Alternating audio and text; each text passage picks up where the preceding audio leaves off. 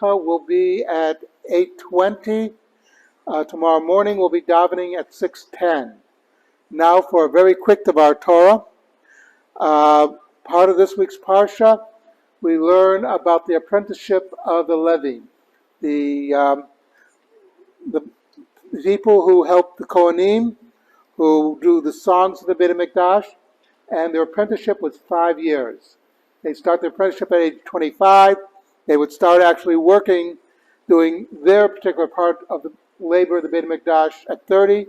They worked till the age of 50. At 50, they were no longer required to work. They were not allowed to continue their job. Sort of retired, but it wasn't real retirement. The job of the Levim over 50 was to teach the apprentices.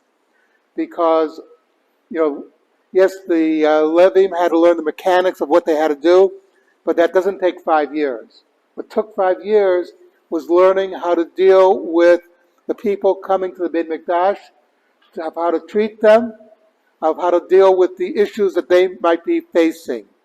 That's what took so long. Sort of like, I knew this fellow, as many of you know, I'm a Mason. He was in lodge, he had something to say. He began to say it, and he was using extremely rough language and cursing every other word.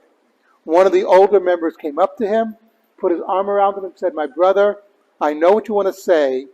What you're saying might be true, but there is a better way of saying it." And from that exchange, this fellow actually cleaned up his language. The Levim were also representing Hashem. So they had to be taught how to represent Hashem. And that's what took 5 years. Something to think about, Kaddish Rabbanim.